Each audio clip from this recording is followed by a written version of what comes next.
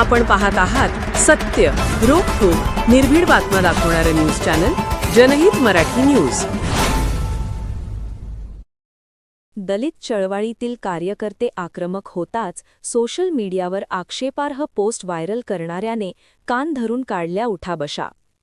2 महिन्यापूर्वी शौर्य दिनाच्या निमित्ताने एका माथेफिरूने सोशल मीडियावर आक्षेपार्ह पोस्ट व्हायरल करून समाजात तेढ निर्माण करण्याचा प्रयत्न केला होता.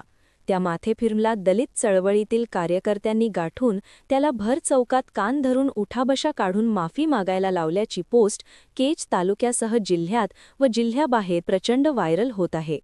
केज तालुक्यातील एका माथेफिरूने 2 भीमा कोरेगाव येथील 1 जानेवारी रोजी संपन्न होत असलेल्या शौर्य दिनाच्या निमित्ताने त्याच्या मोबाईलच्या इंस्टाग्राम या सोशल मीडियाच्या अकाउंटच्या स्टेटसला जाणीवपूर्वक भीमा कोरेगाव येथील शौर्य दिनाच्या निमित्ताने समाजाच्या भावना भडकावण्याच्या वाईट उद्देशाने आणि 2 समाजात व 2 जातीत तेढ निर्माण होऊन सामाजिक सलोखा बिघडून कायदा सुव्यवस्था बिघडवण्याच्या उद्देशाने एक आक्षेपार्ह मजकूर व्हायरल केला होता.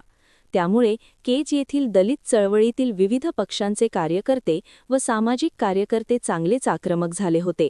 त्या दिवसांपासून तो फरार होता. दिनांक 17 फेब्रुवारी 2026 केजमध्ये दिसताच आक्रमक कार्यकर्त्यांनी त्याचा यथायोग्य पाहुणचार करून त्याला भर चौकात कान धरून उठाबशा काढायला लावल्या आणि पुन्हा अशी चूक करणार नाही म्हणून माफी मागायला लावली आहे. या त्याचा उठाबशाचा व्हिडिओ सोशल मीडियात मोठ्या प्रमाणात व्हायरल होत असून तो माथेफिरू कोण याची चर्चा सुरू आहे.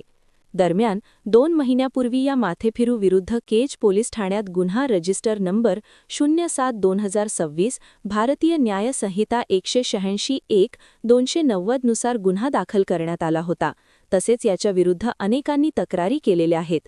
सोशल मीडियावर आक्षेपार्ह किंवा सामाजिक सलोखा बिघडविण्याच्या उद्देशाने पोस्ट व्हायरल केल्यास कठोर कारवाई केली जाईल. स्वप्नील उणावणे, पोलीस निरीक्षक, केज. जनहित मराठी न्यूज चॅनलला लाईक करा, शेअर करा आणि सबस्क्राईब करा.